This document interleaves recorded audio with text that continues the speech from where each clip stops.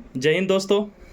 आज की इस वीडियो में मैं आपको बताऊंगा कि हिंदी मीडियम के बच्चे इंग्लिश की तैयारी कैसे करें एसएससी के लिए, स्पेशली सीजीएल, सीएचएसएल, एमटीएस और सीपीओ के लिए, और मैंने अपनी तैयारी कैसे की थी। तो पूरा वीडियो अंत तक ज़रूर देखिएगा अगर आपको अपना सिलेक्शन लेना है तो। ठीक है। सबसे पहले तो मैं जो बताना चाहता हूँ उस बात को गौर कीजिएगा कि आप तब तक किसी सब्जेक्ट में अच्छे नहीं हो सकते, ठीक है, जब तक उस सब्जेक्ट का डर ख़त्म नहीं हो। क्योंकि कोई बच्चा किसी को इंग्लिश ख़राब है तो उसका सबसे बड़ा कारण होता है उसका माइंडसेट। तो सबसे पहले तो आपको ये दिमाग से भ्रम निकालना होगा, ठीक है, कि इंग्लिश एक टफ सब्जेक्ट है। जब तक आप ये नहीं निकालोगे तो कोई कितना भी गाइडेंस दे दे, डर पैदा रहेगा तो आप अच्छा नहीं कर पाओगे। तो सबसे पहले इस चीज़ से आपको दूर भगाना है, ठीक है। तो इस चीज़ को हटा देना है। अब बात करते हैं कि इंग्लिश के लिए क्या रहना चाहिए। देखिए, ये वीडियो हमारा बिगिनर्स के लिए है, पहले तो बता देते हैं, ठीक है। देखिए, जैसे अगर आप इंग्लिश का तैयारी करना चाहते हो तो सबसे पहले बच्चों को माइंड में आता है कि कैसे तैयारी करें। देखिए, इंग्लिश का सबसे बेसिक चीज़ क्या होता है कि अगर आपको टेंस आता हो, वॉइस आता हो, नरेशन आता हो, पार्ट्स ऑफ स्पीच आता हो, सब्जेक्ट वर्ब एग्रीमेंट आता हो, प्रीपोजिशन आता हो, ठीक है, आर्टिकल्स वगैरह आते हो, तो आपके इंग्लिश अच्छे हो जाते हैं। यानी मेरा कहने का मतलब क्या हुआ कि पहले ये जो बेसिक बेसिक टॉपिक्स है उसको कंप्लीट करना है। तो बच्चा लोग डायरेक्ट क्या करता है, एसएससी सीजीएल का जो सिलेबस है उसको देखता है। नहीं, पहले आपको अपना बेसिक कंप्लीट करना है, ठीक है। तो बेसिक कंप्लीट करने के लिए या तो आप यूट्यूब पे किसी टीचर का ले सकते हो, वीडियो देख सकते हो। देखिए, बच्चों को आजकल कोई भी चीज़ बहुत जल्दी चाहिए, तो वो बुक से पढ़ने में अभी थोड़ा ये करते हैं, हेजिटेशन करते हैं कि बुक से नहीं पढ़ते हैं लोग, क्योंकि उसको सारा कुछ जल्दी चाहिए होता है। तो मैं तो सजेस्ट करूँगा कि बुक से पढ़िए। पहली बार जभी भी आप पढ़ना शुरू करो तो थोड़ा बुक का ही हेल्प लीजिए, ठीक है। जैसे मैंने ही अपनी ग्रामर की तैयारी के लिए ऑक्सफोर्ड इंग्लिश ग्रामर एक बुक आता है जिसको आप ले सकते हो, है ना। काफ़ी अच्छा बुक है ऑक्सफोर्ड इंग्लिश ग्रामर, ठीक है। और उसके अलावा आप ऑक्सफोर्ड इंग्लिश ग्रामर के साथ अगर आप ऑक्सफोर्ड इंग्लिश ट्रांसलेशन भी बना लेते हो तो आपको एक आइडिया लग जाता है कि कैसे क्या ट्रांसलेट अगर सही से कर लोगे तो एरर भी निकाल लोगे आराम से, कॉमन एरर्स के जो क्वेश्चन आते हैं। तो ऑक्सफोर्ड इंग्लिश ग्रामर और ऑक्सफोर्ड इंग्लिश ट्रांसलेशन, ये दो बुक बिगिनर्स के लिए मस्ट है।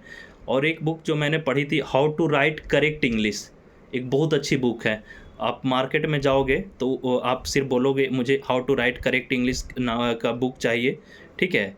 तो वो बुक से भी बहुत आपको इम्प्रूव होगा। सारा रूल्स वगैरह लिखा हुआ है ग्रामर का कि कैसे कैसे क्या है, तो वो ग्रामर्स के रूल मिल जाएंगे। और एकदम बेसिक से उसमें लिखा हुआ है how to write correct English, book का नाम है, ठीक है। तो ये 3 बुक आपको बेसिक करने होंगे, ठीक है। इतना करने के बाद अब आपको एसएससी के बात करते हैं, एसएससी में क्या करना होगा। जैसे एसएससी में 3 चीज़ मेन होता है, ठीक है। इसमें क्या क्या है, ग्रामर के सेक्शन आते हैं, ठीक है। ग्रामर आ गए, वोकैब आ गया, ठीक है, रीडिंग कॉम्प्रिहेंशन आ गया।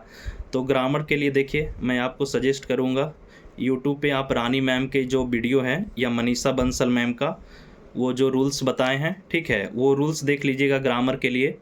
तो ग्रामर के लिए सबसे अच्छा यूट्यूब पे रानी मैम का वीडियो देख लीजिए या मनीषा बंसल, ये दोनों में से जिनसे समझ में आता है उनका वीडियो देख लीजिएगा।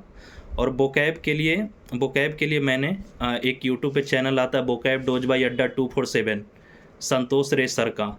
और मुझे ये लगता है कि यूट्यूब पे सबसे बेस्ट चैनल है वोकैब के लिए, क्योंकि मैंने उनके ही वीडियो से वोकैब को जो भी वो पढ़ाते थे उसको कॉपी में लिख लेते थे, डेली का 25-30 वोकैब डेली बताते थे। तो वो एग्ज़ाम में डायरेक्ट भी आपका आता है, ठीक है। तो वोकैब डोज बाई अड्डा 247 बाई संतोष रे सर, ये अड्डा 247 पे पढ़ाते हैं। तो इनका वोकैब का 100 से 200 वीडियो पड़ा हुआ होगा। तो अगर आप उसको सारे वीडियो को देख लेते हो और वीडियो को देखकर आप उसको कॉपी में लिख लेते हो तो कोई बुक खरीदने की ज़रूरत नहीं पड़ेगी, अगर आप इतना कर लेते हो तो। इतना कर लिए, ठीक है। फिर बच्चों को रीडिंग कॉम्प्रिहेंशन में सबसे ज़्यादा प्रॉब्लम आता है। देखिए, रीडिंग कॉम्प्रिहेंशन आपका तब तक नहीं सुधरेगा जब तक आप अपना डेली बुक रीडिंग का हैबिट नहीं डेवलप कीजिएगा, है ना। या तो आप डेली बुक रीडिंग कीजिए, ठीक है, नहीं तो आप हाफ़ एन आवर न्यूज़पेपर पढ़ सकते हो। बहुत बच्चा कहता है कि द हिंदू पढ़े, इंडियन एक्सप्रेस पढ़े या क्या पढ़े। देखिए, ज़रूरी नहीं है द हिंदू पढ़ें, आप यूपीएससी का तैयारी नहीं कर रहे हो, ठीक है। कोई भी न्यूज़पेपर उठाइए, उसका एडिटोरियल जाइए, ज़्यादा पूरा न्यूज़पेपर नहीं पढ़ना होता है, ठीक है। एडिटोरियल में पढ़िए, ठीक है, उसमें जो जो इम्पोर्टेंट टॉपिक्स होते हैं 4-5 इम्पोर्टेंट टॉपिक्स पढ़िए, ज़्यादा नहीं, half an hour he daily newspaper पढ़ना है, ठीक है। क्या पढ़ना है, एडिटोरियल पढ़ना है, सब कुछ नहीं पढ़ना है। इतना आपको रीडिंग कॉम्प्रिहेंशन के लिए करना है। और इसके अलावा देखिए, पहली बात, आप जब भी कुछ देखो तो इंग्लिश के कोई चीज़ देख सकते हो। जैसे आप ये संसद टीवी देख सकते हो, राज्यसभा टीवी देख सकते हो, इंग्लिश कमेंट्री सुन सकते हो, इससे भी इंग्लिश इंप्रूव होती है, ठीक है। तो ग्रामर के लिए मैंने बता दिया, वोकैब के लिए बता दिया, रीडिंग कॉम्प्रिहेंशन के लिए बता दिया, ठीक है। अब बात करते हैं कि कौन कौन से बुक सही रहेगा इसके लिए। देखिए, जो भी एसएससी की तैयारी करते हैं उनके लिए 2 बुक मैंडेटरी है, ठीक है। एक नीतू मैम का वॉल्यूम 1 हो गया, जो कि सभी के पास होता है, ठीक है। हालांकि मैंने नहीं ख़रीदा था मुझे ज़रूरत नहीं पड़ी, ठीक है। नीतू मैम का वॉल्यूम 1 बुक ले लीजिएगा, और एक ब्लैक बुक। अगर आप वोकैब ऐसे नहीं करते हो तो नीतू मैम का वॉल्यूम 1 और एक ब्लैक बुक, ये 2 किताब आपके लिए मैंडेटरी है। और इसके लेने के बाद अगर आपको क्या बोलते हैं, अगर कुछ आपको लेना हो तो इतना अगर आप तैयारी कर लेते हो तो आपको प्रीवियस ईयर बनाना चाहिए। इतना जितना मैंने बताया उतना कर लेते हो तो प्रीवियस ईयर के लिए आप पिनेकल या किरण पब्लिकेशन, दोनों में से कोई एक पब्लिकेशन उठा के कम से कम 10 से 20 ईयर्स के, जितना पीछे के बनाओगे उतना ज़्यादा बेनिफिट होगा। जैसे हम जीके में 1996 से अब तक के जीके के सारे प्रीवियस ईयर क्वेश्चंस पढ़े थे, तो जितना पीछे जाओगे उतना ज़्यादा क्वेश्चंस मिलेगा, है ना। तो वही बात है, जैसे मैंने 1996 से अब तक के सारे क्वेश्चंस देखे थे, तो वो आप देख लेना, पिनेकल का प्रीवियस ईयर ले लेना। इतना अगर आप करते हो तो आपका इंग्लिश इंप्रूव हो जाएगा, ठीक है। और डेली टारगेट सेट करके पढ़िए। देखिए, आज एक बच्चा ने कॉल करके मुझसे पूछा था कि पैरा जंबल में बहुत दिक्कत होता है भैया। देखिए, पैरा जंबल को क्या चीज़ सही करता है। पैरा जंबल अगर आप सोल्व कर रहे हो ना, तो उसका स्टार्टिंग किससे हो रहा है, कौन सा सेंटेंस है जो स्टार्ट करता है। तो अगर आप स्टार्टिंग और एंडिंग पे फोकस करोगे तो पैरा जंबल कभी गलत नहीं होगा। और कौन कौन सा वर्ड होता है जो सेंटेंस को कनेक्ट करता है, जैसे एंड से हमेशा सेंटेंस स्टार्ट नहीं होगा, बिटवीन से सेंटेंस स्टार्ट नहीं होता है, हेंस कब यूज होता है, लास्ट में यूज होता है, देयरफॉर कब यूज होता है, लास्ट में यूज होता है। तो ये चीज़ें, छोटी छोटी चीज़ों से इंग्लिश इंप्रूव होती है, ठीक है।